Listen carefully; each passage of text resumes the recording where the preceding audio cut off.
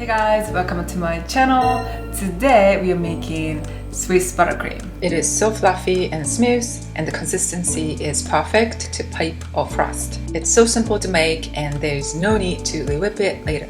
And I'm going to share 10 tips to make perfect Swiss buttercream. So let's get started.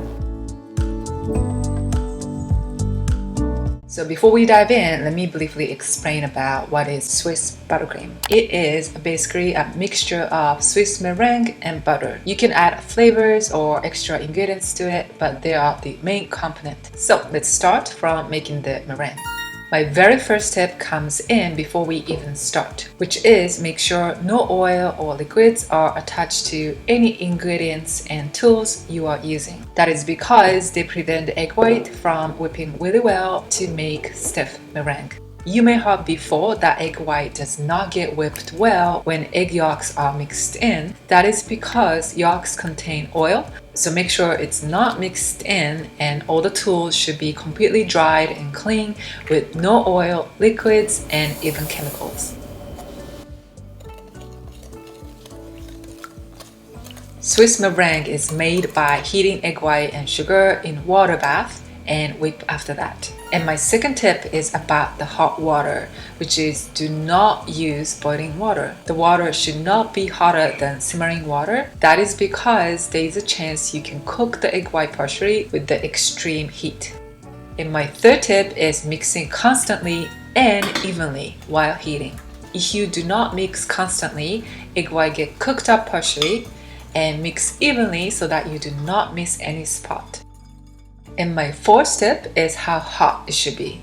Heat up to 160 Fahrenheit, which is 71 Celsius. I know sometimes recipe says different temperatures here, but that's the temperature I recommend for this recipe. We want stiff meringue today to make fluffy and stiff buttercream that can hold shapes. When you heat up less, the meringue gets more loose, and when you heat up more, egg white can get cooked, which makes the meringue grainy and not so smooth. And by heating up to 160 Fahrenheit, you can kill salmonella, so it's good for food safety reasons as well.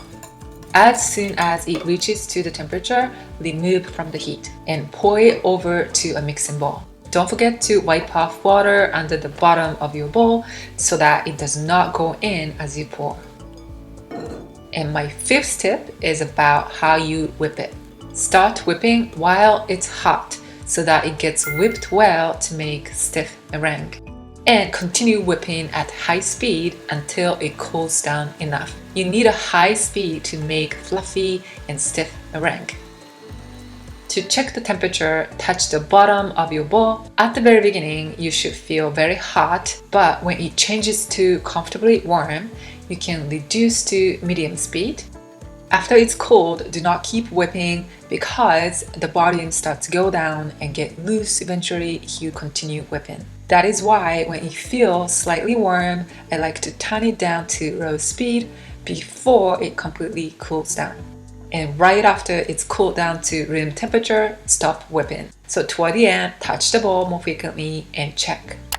By the way, today I used a separate bowl to heat up egg white and sugar, but if you are using a stand mixer, you can use the bowl. The benefit of it is that you can stop whipping right away, but the con is because of the shape of the bowl, it's a little bit harder to mix, like it's harder to scrape off the edge, for example. So be more careful not to cook egg white, and you can still make beautiful meringue. You can also use a hand mixer if you do not have a stand mixer. You have to continue whipping with hands at this stage. It requires more hard work, but all the tips apply the same. Okay, now I touched the ball and did not feel anything, so immediately turn off the mixer. When you touch the bottom of your bowl or meringue, you should not feel anything, not cold or warm, and that's exactly when you should add butter. When the meringue is made successfully, it should look this stiff, but still elastic, smooth, and shiny. When you lift up your whisk, the tips should curl up. When the meringue looks more loose at this point, there are some reasons you can think of, like oil or liquids were mixed in, egg white was not heated enough, it was not whipped fast enough, egg white was cooked partially, whipped for too long, and so on. But just follow all the tips and you can make it successfully. In the past, I made a tutorial of Swiss meringue where you can learn about it even more in detail. So if you are interested, check that out later. Going back, now we add butter. And the temperature of butter is also very important. Do not use cold or warm butter. It should not be partially firm or melted. Use soft butter in room temperature. And that is the key to let meringue and butter blend easily and beautifully. When their consistencies and temperatures are same or close, they blend easily. When the butter is not soft enough, it does not blend easily. And when the butter is partially melted or too loose, the buttercream gets loose as well. You need some speed to let them emulsify, so whip with medium speed. Today I add them all at once, but you can divide into 2 times or more if you like. Now it looks like it's blended well, but you can still see butter and meringue all around the edge. So scrape all around the side, bottom, whisk, spatula, and clean them all up. Cleaning is important to make even and smooth meringue. So I usually do that at least 3 times during the mixing process.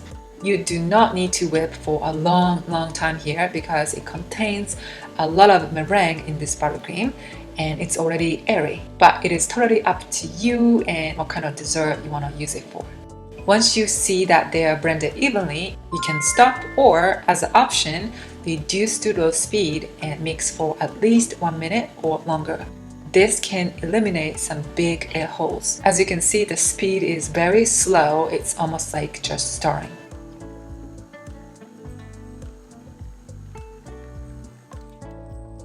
As a very last check, clean off the side, flip the bottom, and see if it looks smooth. And it's all complete. When it is made successfully, it should be stiff yet fluffy and smooth.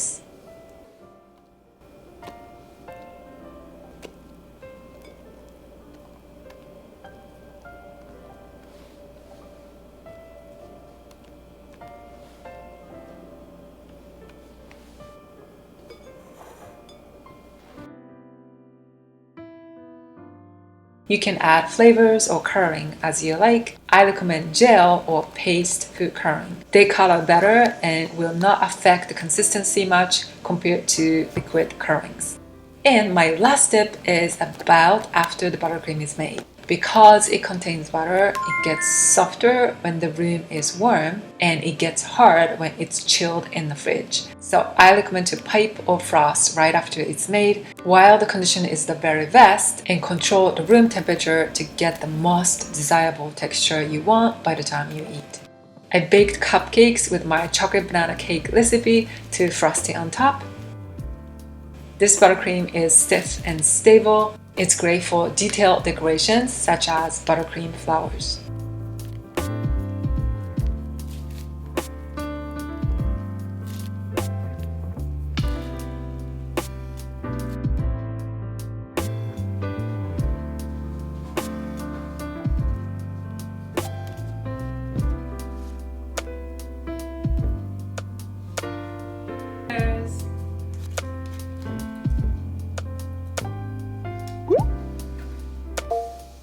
One batch of the buttercream fills 2 16-ounce containers. Store in airtight containers and you can chill in the fridge for up to 5 days or 3 months in the freezer. And this buttercream was left in room overnight. It still looks very fluffy and stiff and no need to re-whip later even after touching a lot. This one was chilled in the fridge and left in room to make it soft again. It takes a few hours on average, but that can really fluctuate depending on the room temperature and the amount of buttercream. And you do not need to re-whip it, as you can see. And this one was frozen. It usually takes 5 to 7 hours to soften in room temperature. And the consistency is still great and you do not need to re-whip it. Use it right away. And in the very end, I would like to finish this video by sharing my golden ratio for Swiss buttercream, which is sugar is a half amount of butter and sugar is 1.5 times of egg white. That is my golden ratio to make this stable, fluffy, and not too sweet Swiss buttercream. So when you want to make specific amount, just remember the ratios and all the tips I mentioned, and you can still make perfect Swiss buttercream. Thank you so much for watching this video. If you like this video, please let me know and share it with your baking friend. And next week, using this Swiss buttercream, I'm going to share so many ways to pipe with a star nozzle. So I hope you're gonna check that out also. Thank you so much for watching. Enjoy pastry living, and I'll see you next week. Bye bye.